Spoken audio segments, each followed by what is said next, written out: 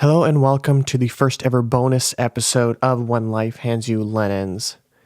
So this first bonus episode is on a topic that I've talked about on previous podcasts, like with Making It with Chris G, as well as the Music Business Dreams podcast. I will link those shows, of course, in the show notes below. But I wanted to have it on my own podcast as well, just because it's a very kind of critical topic, especially for people on my side of the industry, and that is with journalists. I have, if you don't know already, I've written for publications like Dancing Astronaut. I currently write for Magnetic Magazine, EDM.com, Noise Porn, Ear Milk, and I've started my own little publication called EDM in a Soda, and of course all of these publications will be in the show notes below. But being that I am a journalist, I receive hundreds and hundreds of pitches, sometimes per week, sometimes per 2 weeks, per month, whatever the situation may be. And there are so many of these pitches that are so boring. They are completely unoriginal. They are somewhat pushy. They are a hodgepodge of literally everything a pitch should be. Now, I don't know if that's a combination of people just trying to make a quick buck on a quick campaign, or if it's just people don't really care. And to me, that is very kind of detrimental, because with me, you're not going to get a post by just on any of the publications that I write for. You're not going to get a post by just sending me a SoundCloud link or sending me a SoundCloud link to the release and then attaching a Google Doc for the press release.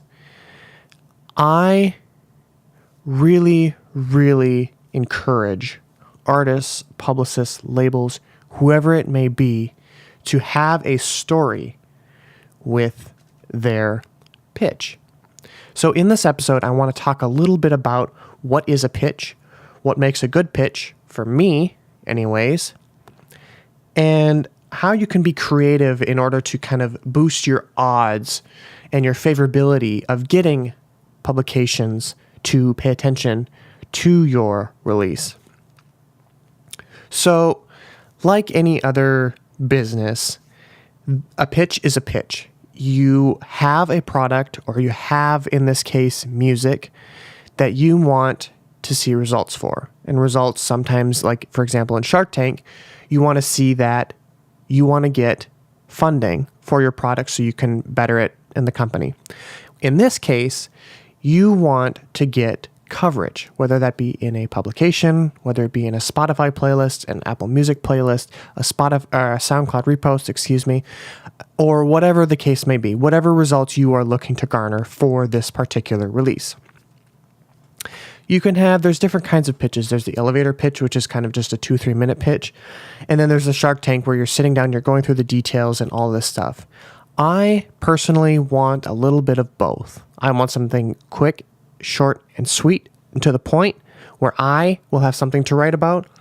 And then there's also those releases, like for an example, an EP or an album, where you can have a little bit of a longer pitch, so you can have like a Shark Tank pitch.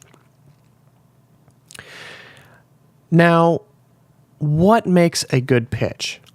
This is completely up for grabs. Me personally, a lot of people like to see numbers. They have 1 million streams on Spotify. They have 500,000 active listeners on Spotify. They have 6,000 reposts on SoundCloud. They've been placed in various sets of DJs and whoever it may be. That doesn't matter to me. I don't care if you have the stats of Beyonce, or you just started last week and you have 10 SoundCloud followers and 7 of them are actual bots. I don't care. I want a genuine connection between the musician, the fans, and the story. Everybody has a story to tell, and musicians have a unique position that they have been put in or have put themselves in where they have the ability to communicate their story through music. And a lot of people don't have that wish they had that. A lot of people wish they could curate sounds, they could create chord progressions, they could write entire albums that tell a story of a good situation, a bad situation, a mixture of both, whatever it may be. Musicians can paint this story and tell it like nobody else. So, a good pitch to me is when you have a great story. So, for example, let's say you just broke up with your significant other. There is a story there. Now, you don't have to go into detail. I'm not saying you need to go into every detail as to why the relationship went downhill. I just want to know some of the pertinent things that you thought about after the relationship. Maybe some things you thought about during the relationship. Again, you don't have to come up with it right up front. You can come up with little roundabout ways where it makes somebody think about what you went through and whatever it may be. Or on the flip side, maybe you just got in a relationship and your life has changed, or maybe you just got married, or maybe you just went on a trip. Write about that. There's a story to tell. Why did you go on that trip? What was so good about that trip? Was there anything memorable? Was there anybody that you met that was memorable? Was there a certain situation or a day that you remember across all of the other days or 7 days that you attended this vacation or whatever it may be? What are some days that stuck out to you? I want to hear those types of things because all of that is inspiration, and we all get inspiration from somewhere. But like I said earlier, musicians are placed in a unique situation where they have an incredible medium where they can write and share their stories. And I think that's so incredible, and I think musicians should use that to their advantage. So if you want to heighten your probability of the stories that you're telling and getting them published on various publications or in Spotify playlists or whatever it may be, you of course want to build relationships with people who are going to place your posts or place your song. Whether, for example, for me, I write for publications. So if you want me to write about a song, say for example on Ear Milk, I want to hear a story. Because if you just send me a SoundCloud link, I'm not going to be able to have anything to write about. Who are you? What inspiration is this? Where did you get the inspiration for this? All those kinds of things. And again, I've talked about these things more in depth in the Making It with Chris G podcast, as well as the Music Business Dreams podcast. So I don't want to go too in depth with this, but I want to give you a good overview.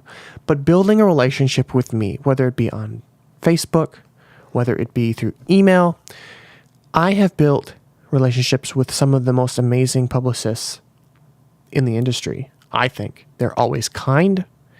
They are respectful of my time and my schedule. And that to me, and they even check up on me every once a month or whatever it may be. Like, hey, Lennon, they just send me a quick message on Facebook. They're like, hey, Lennon, I see you've been busy. I just want to check in to see how things are going. It's really that simple. Granted, I know if you have connections with hundreds of people, it's very difficult to do so. But building relationships with people is very, very important. And I'm more likely to publish your posts or write about your content or your music or your album, whatever it may be, if you build relationships with me. I want to get to know you. I'm a very sociable person. That kind of comes down throughout my family. My father is a very social butterfly, so I kind of took on his traits, and I want to get to know you. I want to hear your story. What are you trying to achieve within the music business or music industry, or even your own professional career, even if it's not in the music business? Maybe you want to be in the medical field. What can I do to help you? And let's work together so we can make each other better and make the world a better place on a greater scale, of course. So building relationships is something that's very important to me, and I'm personally working on it myself. But if you want to see posts that from me, building a relationship with me is going to greatly improve your odds of getting a post on one of the publications I write for. The second thing I want to talk to you about is the contents of an email. Once you've built that relationship with me, I want to see an email that is going to have all of the contents I need. I don't want to have to email you 3 or 4 different times to say, hey, I need this. You send it back, hey, I need this, because that's just going to frustrate me. I have a schedule of my own. I have prerogatives that I'm chasing after. I have dreams that I'm working on. I have a 40-hour-a-week job, full-time job. I'm not going to sit here and chase a single email for you because chances are, whether that post gets posted or not, I'm not getting paid. I'm doing this on my own recognizance and because I thoroughly enjoy the music that you just sent me and the relationship that we've started to build and what we can offer each other. So, for example, if you send me a 3-sentence summary of the artist or the album, where's the cover art? Where are the social media links? Where can I learn more? I want to know more about the artist. I want to have everything in that email to go right in there. I don't want to have to chase you for everything. So, in the email, there should be a greeting, a little summary of the song, potentially even copy-paste the press release. If it's not extraordinarily long, if it's not a book, if it's a book or very long or there's a big story, please put it in a Google Doc or a Word document or whatever. Make sure that the cover art is attached and it's a high quality one. It's not low quality, because if it's already low quality and I upload it to the whatever site I'm going for or writing for, the site is going to compress the image even more. So I don't want your image to go from bad to worse. Please send in the high resolution image.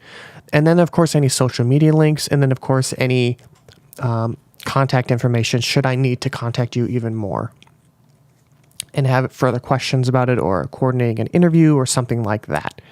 So make sure that all of the contents are either in a Word document or a Google Doc that I can click on and open and then read, whether that be the album art, the social media links, all of that stuff, or whether just put it in an email so I can just copy paste and reference the email. That's fine as well. Not long ago, I received a pitch, and it was the best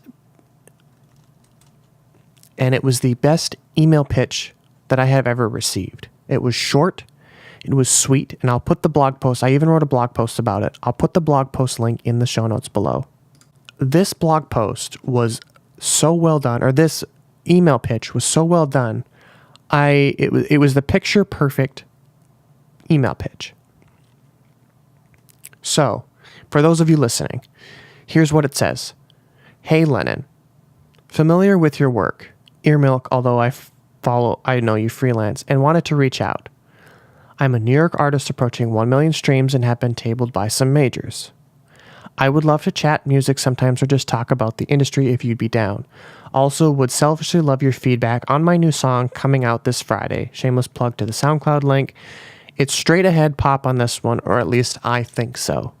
Sorry this isn't formal, but I kind of prefer it that way. Also, I'm a programmer and into web design, graphic design, if you ever need help with anything. That was the email that I received. It's short, it's sweet. Granted, it doesn't have everything, but there are exceptions as well, of course, with everything. So, first of all, why is this the best email pitch that I received? The email starts with a compliment. I'm familiar with your work and I know that you freelance on other publications. So that means he's been following me. This person knows who I am because they've read my content on other sites. And then it moves to the pertinent information. He is a New York artist who's approaching 1 million streams on Spotify and has even been approached by a few major labels, which is incredible. And after that, he wants to further the conversation. So he picks it up. He wants to say, okay, I'm a New York artist. I love the music industry. Let's chat and get to know each other a little more. Here's that building that relationship thing that I talked about earlier in the episode. And then he asked for some feedback on his song. That's perfect because he just wanted He just shameless plugged his song, which is fine, and he said that he wanted to chat about some music in the music industry, and then he wanted some feedback, which is perfect. It is injected with his personality as well. So it's not overdone. It's not gussied up. It's just short and sweet because he says, sorry, this is informal, but I kind of prefer it that way. Okay, so he's kind of an informal person. He's a New York artist who's been tabled by some majors. He's familiar with my work, and he's a graphic and web designer. And it's short. That's another thing that I like. It's short, but it's not too short. He gets his point across very, very well. And also, he offers some help. I'm a programmer and web designer if you ever need help with anything. This is incredible. So now I have a new connection who's looking for my coverage or some coverage on a blog post or through a blog. And he is a graphic designer and web designer if I ever needed to reach out and have questions for him on a project that I may be working on. I think this is so cool. And I wanted to talk a little bit about that. And I wrote an entire blog post on this that I will, of course, put in the show notes below, where you can read it and I kind of break down why it's kind of the best blog post or the best blog post. It's the best email pitch that I've ever received. Transitioning into the next topic is one thing that I get completely turned off by, especially when publicists, artist managers, artists themselves, labels, label owners, whoever it may be, is when people start getting pushy. They start arguing with me on why their content or why their song, why their album, why their EP, why their whatever remix, whatever it may be, deserves a post. Your reasons are actually irrelevant to me because, like I said, I don't go by numbers. I don't care if you have 10 million Spotify streams. I don't care if you have this, and that. I go by the music. I go by the quality of the music. If the music is poorly mixed and or poorly mastered, I will pass. I have to relate to the song in some way, shape, or form. If it's not any good and I don't like it, I'm going to pass. Just because the numbers are good, it might look good for the publication, I don't really care. And don't argue with me when I say no. A no is a no. We're grown adults looking to do the same thing. We want to succeed, but I'm not going to be that publicist or I'm not going to be that journalist that just writes about anything and everything. And not only that, I don't get paid for any of the blogs that I write at. So I have to take the time out of my day to write about something that I don't even like. No, I'm not going to do that. I have to build a genuine connection with the track, album, or whatever. It has to spring something with me. I have to enjoy it some way. I'm not going to just write freely about songs that I don't enjoy. And I've had, believe it or not, I've had numerous publicists, artists, whoever, argue or get pushy with me when I tell them that I'm not interested. Some artists will start throwing out their statistics like, oh, well, I have this many streams and I have this many reposts and I have garnered support from this person and this person. It's like, it doesn't matter to me. The song didn't vibe with me. It didn't click with me. I'm not interested. I'm going to pass. And if you're going to continue to get pushy, please don't send me any more music. I don't want to hear it. Because if I have to deal with you every time I have to write about something, I don't want to do it. The last thing that I want to talk about, or one of the last things that I want to touch on here in this kind of segment and what makes a good pitch, is learning the kind of music that bloggers and various blogs publish. So, for example, if you write an electronic music track, chances are pitching to a hip hop. Let's even go even more diverse. Let's say a deep house track. Let's say you write a deep house track. A hip hop blog or a rock music blog is not going to publish or write about your song. One, because it doesn't fit their audience. Their audience is largely hip hop or rock or whatever the publication may be. Those are the people that are listening and reading their content, is rock fans and hip hop fans. Chances are they're not very, you might have a few that are interested in deep house, but that's kind of a stretch. So find bloggers and blogs that support your kind of music. And additionally, when you find blogs that publish your kind of music, make sure that you're finding bloggers at that publication that are particularly interested in your genre. So, for example, I mainly like heavy dubstep, I like electro house, I like hardstyle. I'm starting to like hardstyle. I'm kind of getting back into it. It's kind of making a comeback. I like hands up music. I like mid-tempo. I like very kind of grungy music. So don't send me chill music or don't send me trap or hip hop music because I'm not really into that. Find another blogger at the publication or at the publication you're looking for. Find another blogger that is into that kind of music. And your odds of getting a post will be much higher because I'm not going to write about a hip hop song. I'm not into hip hop. That's just not my thing. I like the heavy dubstep, Zomboy, Company. I like Pegboard Nerds, things like that, artists like that, music like that. That is much heavier. I don't like the hip hop stuff. Granted, hip hop can be heavy, but it's just not my thing. Another thing that I wanted to talk about is getting creative when you're pitching to people like me. When you want to get our attention, when you want to see success or ROI, which is return on investment on your posts or on your content. So about a year ago, I was mailed, an artist came up with a song and I'm friends with the publicist, or we built a good connection and repertoire with each other. And they were pushing a song. And this song had 3D glasses, and you would download an application and you would put the glasses on, and as you would listen to the album, you would be taken through this 3D experience. And when I received the package, I opened it up and there was a personalized message, personally recorded for me. Hello, Agent Lennon.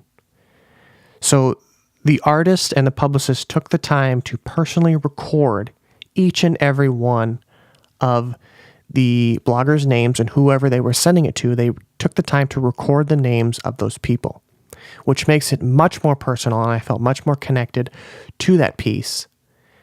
And of course, I had to write about it because that got my attention. That's something creative. I hadn't seen anything like that before, and I wanted to ensure that that got published because that was something unique, and I hadn't seen that before. So I thought that was really cool that the artist and the publicist had came up with unique strategies like that.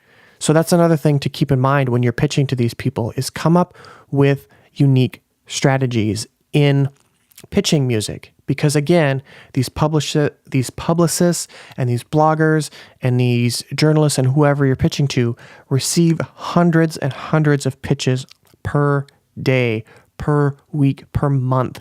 They're not going to sift through each and every one of them because chances are 99% of them start with, hey, hope you're having a great week. Or, hey, hope your weekend is off to a good start. Or, hey, hope your week is off to a good start. They all are the same. There's no uniqueness. There's no originality in it. There's no nothing involved. Come up with unique strategies to pitch. A new technology that I wanted to kind of highlight because I've used it before and I think it's going to start catching some traction. It's already caught some traction, but I think it's going to continue to catch more traction. There's a tool called Submithub that I've thoroughly enjoyed using where blogs, there's playlists, there's YouTube channels, there's labels, everything on there where you can, it's called Submithub. And these publications are on there and you can pitch your music right on there. You can put a little bio, you put a link to the SoundCloud and whatever, and you'll send it off and they'll accept or reject it. If they accept it, they'll write about it. If not, they'll pass on it. And sometimes if you pay for the credits, the premium credits, they'll even give you a reason as to why they passed on it, which is kind of cool. So that's another tool that I've been using to pitch my artists and then some of the clients that I've had to bloggers and stuff. And that brings me to my next topic, which is pitching to publications that A, not only share your music, but B, you're pitching to them in the way that they want to be pitched. So for example, if they have a form they want you to fill out, but you're sending them emails, they're going to reject your song. Because chances are that email is for personal and for business connections and all that stuff. And if you're sending them emails with pitches, they're just going to delete them. So read on their website, read on their YouTube channel, wherever they're posting content, read as to how they want to be pitched. Don't pitch them whatever's comfortable for you. You have to kind of work with what they want. Another thing is when you're pitching to these people, do not send your first track.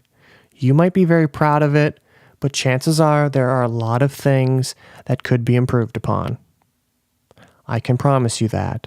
I remember when I wrote my first song, and I listen to it now, and I think, what in the hell was I thinking?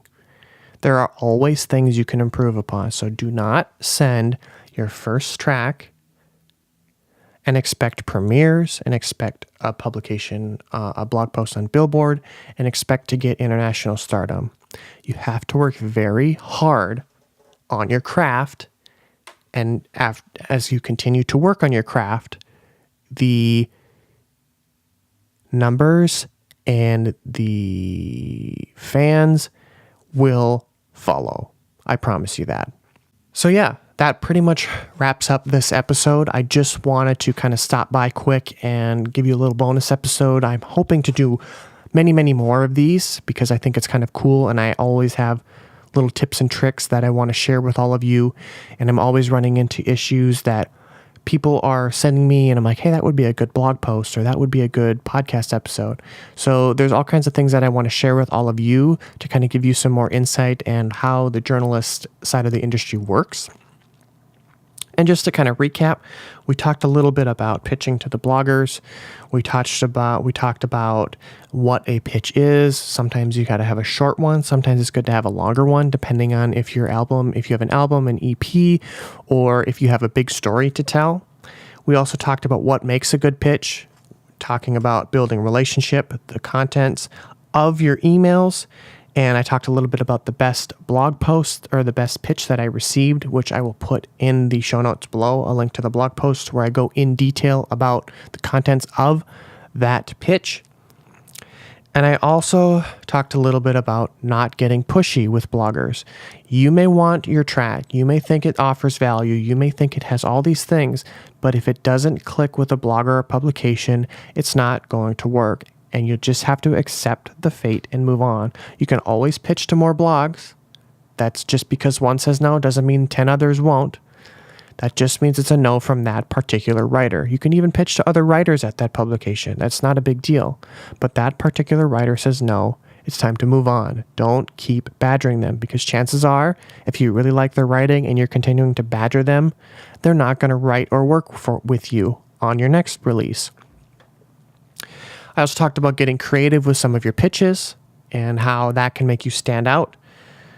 And one of the most important things is pitching to publications that actually share your music, share your genre of music. Don't write deep house music and pitch to hip hop blogs or rock music blogs or country music blogs. That's not going to work. So thank you so much for listening, and I hope you enjoyed. Please make sure that you sign up to my mailing list to get notified on new episodes. And I would also appreciate some support on Patreon. I have for different tiers there that have all kinds of unique perks. And Rating on Apple Podcasts greatly boosts the visibility of the show and helps others discover this podcast as well. And of course, any other publication or where you listen to podcasts, a review on that is also appreciated. If you listen on Google Podcasts, that is greatly appreciated as well. And I've also included the link to the guest request form. So if you or you know somebody that would be a good guest for this podcast, please fill out the form or send the guest the form. Have them fill it out, and then I will reach out if the guest is a good fit for the show. Thanks again for listening. I hope you enjoyed the first ever bonus episode. Let me know what types of content or bonus content you would like to see, and I will do my best to get it out to you. And I will see you on the next episode of When Life Hands You Lemons on Tuesday.